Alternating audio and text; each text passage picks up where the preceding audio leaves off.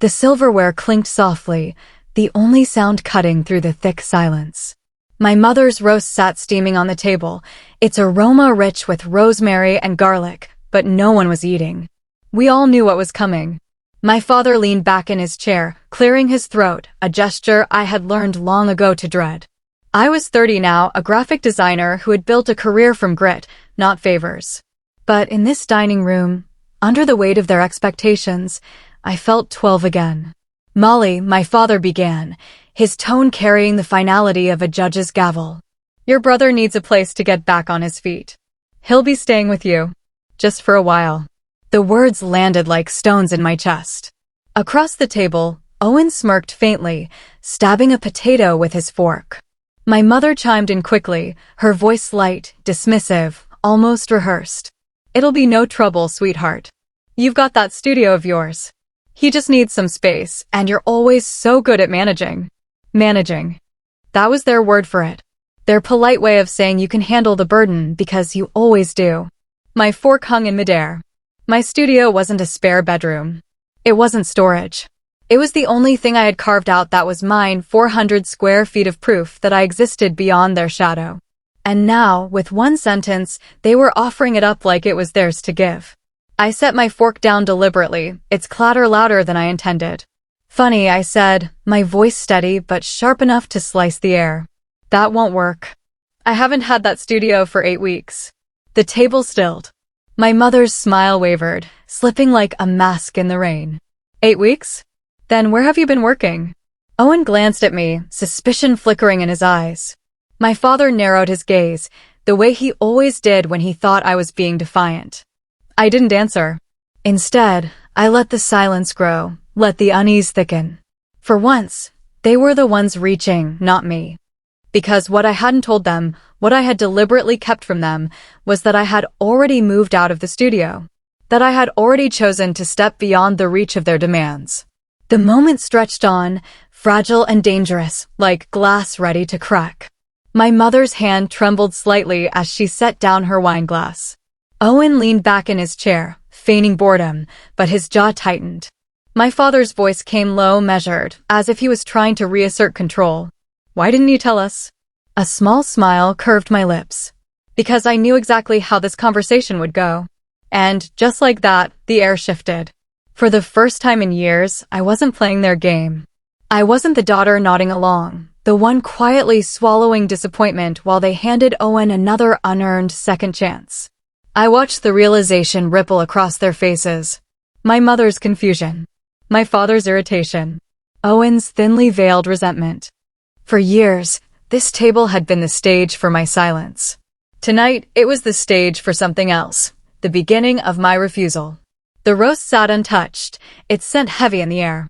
My father's hands gripped the edge of the table, my mother's breath hitched, and Owen finally broke the silence with a scoff, his voice mocking but brittle.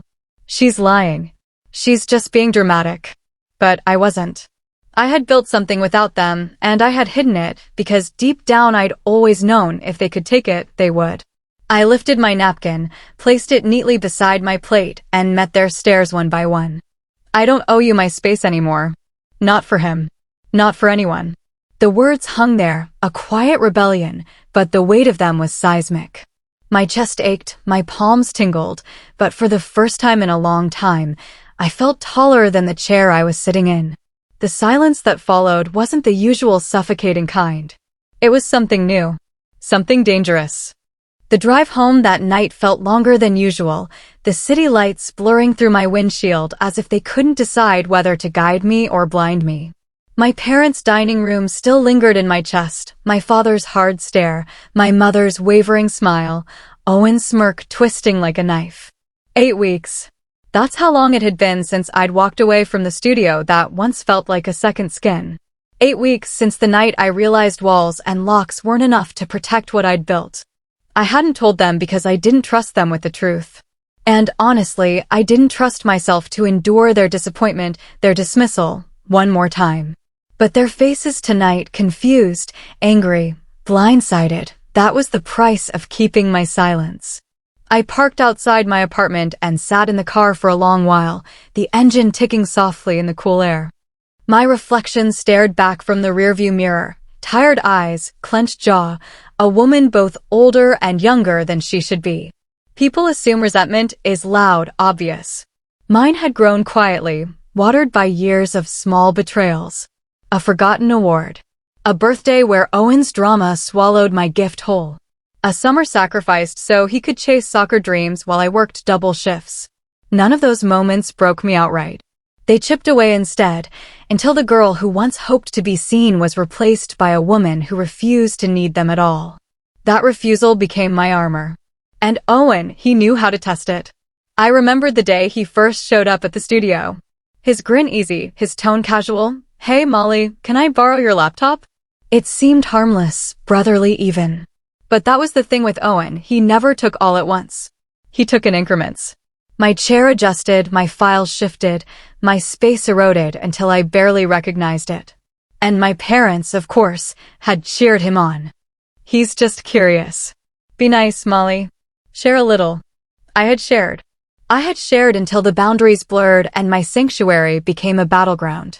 Until I found my designs on his screen, my name replaced by his. And then came the night everything collapsed. I closed my eyes in the car, feeling it all over again. The chaos, the strangers sprawled across my workspace, the pizza boxes crushing my sketches, the hard drive scratched and useless under a pile of napkins. My monitor blinking like a dying star. And Owen, laughing with his friends, calling it just a project. That was the moment something inside me snapped. I wasn't just fighting for a studio anymore. I was fighting for the proof that I existed outside their favoritism. For the right to say this is mine, and you don't get to take it. 8 weeks later, I was still paying for that night, hiding the truth, protecting what little I had salvaged, carrying secrets like contraband. But tonight, as I replayed their stunned faces, I realized something. Maybe secrecy wasn't enough anymore. Maybe the real fight was still waiting for me. The morning after that dinner, I woke restless, as though the silence I'd left behind at my parents' house had followed me home. I brewed coffee, staring at the dark swirl in my mug, when my phone buzzed with a notification. An email. From a client. Only, it wasn't addressed to me. The subject line read, "Follow up on your design, Owen." My stomach dropped. Fingers trembling, I opened the thread. There it was, my work, the campaign poster I had spent weeks perfecting, sent from my email account. But the signature at the bottom wasn't mine. It was his. Owen. For a moment, I couldn't breathe. I read it again, hoping I was wrong. Hoping it was a draft, a mistake, a glitch. But it wasn't. My brother had logged in, stolen my work, and pitched it as his own. Rage simmered, hot and unrelenting. But beneath it, something else pulsed. Shame. How had I let him get this far? How had I convinced myself that sharing was harmless when I knew better? I called him immediately. My voice came out sharper than I expected. "Owen, what the hell did you do?" He laughed, casual as if I'd asked about the weather. "Relax, Smol. I was just helping. You're always so busy, I thought I'd take some weight off your shoulders." Weight off my shoulders? My hands clenched around the phone. That was my project. My client. My name. He sighed, impatient. "You're being dramatic. Family shares, right?" There it was again, that phrase. A rope around my neck disguised as loyalty. I hung up before I said something I couldn't take back. My chest heaved, the walls of my apartment closing in. For years I'd told myself I was strong enough to endure their dismissals, to rise above the favoritism. But this wasn't about favoritism anymore. This was theft. This was sabotage. And still, a sliver of doubt gnawed at me. What if my parents were right? What if I was selfish, protecting my space, guarding it like a dragon hoarding gold? The thought sickened me, because I knew it wasn't true, but their voices, my father's stern tone, my mother's pleading guilt, were carved so deep into me I couldn't separate them from my own. That night, unable to sleep, I met Gail at a bar down the street. She listened in silence as I spilled everything, the trash studio, the broken equipment, the stolen emails, the client confusion. When I finally stopped, her eyes were blazing. "Molly, this isn't family. This is abuse." The words stunned me. Abuse. I'd called it unfair, exhausting, even cruel at times, but never that. She leaned closer, voice low but fierce. You've spent your whole life giving them the benefit of the doubt. But look at the pattern. He doesn't respect you. They don't protect you. And you? You're drowning while calling it loyalty. Her words pierced something raw in me. For the first time, I saw the truth without filters, without excuses. I wasn't just overlooked. I was being erased. And in that moment, something shifted. The fear of being selfish began to unravel. The shame of saying no loosened its grip. My hands, still shaking from the confrontation, closed into fists not of anger, but of resolve. If Owen could steal my work once, he'd do it again. Unless I stopped him. The real question wasn't whether I could. It was whether I was finally ready to.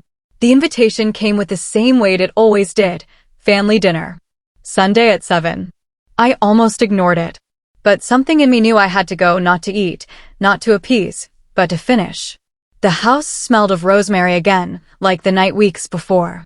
My mother greeted me with a smile too wide, her eyes starting nervously as if she sensed what was coming.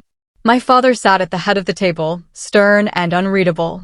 Owen leaned back in his chair, casual arrogance radiating off him like cologne. We took our places. Silverware clinked. Plates filled. But the food sat untouched. Finally, my father cleared his throat, the ritual before every pronouncement. Molly, he said, we need to talk about Owen. There it was. I set my fork down, slow, deliberate, like a gavel. He's been struggling, my mother added quickly. Your studio, I don't have a studio anymore. My voice cut through hers, sharp, final. The silence that followed was thick enough to choke on. Owen's smirk faltered. My father's brow furrowed. My mother blinked, confusion clouding her face. What do you mean? She whispered. I leaned forward, steady. I moved out. 8 weeks ago. Took my work, my clients, my life, and left everything else behind. Including the mess he made of it. Their shock was palpable, a silence broken only by the faint ticking of the dining room clock. My father's voice hardened. Why would you do that without telling us? Because I knew exactly what you'd say. That it was my responsibility. That I should share. That Owen deserved my space more than I did. My words spilled faster now, years of restraint unraveling. Do you know what he did? He trashed my equipment, ruined my hard drive, stole my designs, emailed my clients under his name. And you, both of you, called it borrowing. Called it family. Owen scoffed, his tone dripping with disdain. God, Molly, you're blowing this out of proportion. It was just work. You act like your little logos are life or death. Something inside me snapped. I slammed my palm against the table, dishes rattling. It is my life, Owen. Every hour I worked, every night I stayed up, every client I earned, I bled for it. And you treated it like a toy. His smirk faltered. My mother reached for my hand, her voice trembling. Sweetheart, we're family. Families forgive, I pulled back, sharp as a blade. No. Families protect. Families respect. You didn't protect me. You didn't respect me. You chose him. Every single time. The words landed heavy. My father opened his mouth, then closed it again. My mother's face crumpled, guilt finally breaking through her smile. I stood, chair scraping the hardwood like a thunderclap. I'm done. Don't call. Don't text. Don't show up. This is the last dinner. The room held its breath. Owen stared at me, jaw clenched, but said nothing. My father's knuckles whitened on the table's edge. My mother's eyes brimmed with tears. I walked to the door, each step louder than the last, and when it shut behind me, the night air hit like fire and ice. For the first time, the silence was mine. The night I walked out of my parents' house, I half expected regret to come crashing in. Instead, there was only quiet, a strange, steady quiet that followed me all the way back to Sugar House. My new co-working studio glowed softly in the dark, its wide windows spilling golden light onto the street. I unlocked the door, stepped inside, and let the stillness wash over me. No pizza boxes. No broken screens. No strangers laughing in the corner. Just the hum of computers and the faint smell of fresh paint. For the first time in years, I exhaled without feeling watched. The weeks that followed weren't easy. Cutting ties left a hollow space where family used to be. Some nights I caught myself reaching for the phone, imagining my mother's voice on the other end, softer now, maybe even apologetic. But then I remembered the way she'd brushed off every warning, every plea. The way my father had called me selfish while my brother stole everything I had built. Guilt still came knocking, but it no longer stayed. I poured myself into work. My design sharpened, bolder and freer than before, as though my hands had finally caught up to the voice I'd been silencing. New clients came, drawn by word of mouth. Gail dropped by with coffee, filling the room with her laugh, while Robert introduced me to projects I would have once thought too big. Every sketch, every pitch, every late night felt like laying bricks for a foundation that was finally, indisputably mine. And Owen? I heard whispers. His attempt to pass off my designs collapsed when clients realized he couldn't deliver. He lost his part-time job, moved back into my parents' house, and started circling the same dead-end excuses he'd always relied on. A part of me wanted to feel vindicated, but mostly I just felt free. His failure was no longer my burden to carry. As for my parents, I heard they'd softened, even admitted to friends that they'd been wrong. But the apology never came to me. And maybe it never will. For once, I wasn't waiting for it. One evening, I stayed late at the studio, the city outside washed in amber streetlight. I pinned my latest design to the wall and stepped back. The lines were clean, the colors fierce, but it was more than just work. It was proof. Proof that survival could become creation. Proof that boundaries could bloom into freedom. I thought of the little girl who once tucked away her art award in a drawer while her parents cheered Owen's soccer goal. I wished I could reach back through time, hand her this moment, whisper, "You were always enough. You just needed to choose yourself." The studio was quiet, the kind of quiet that no longer scared me. I turned off the lights, leaving the sketches glowing faintly in the dark, and locked the door behind me.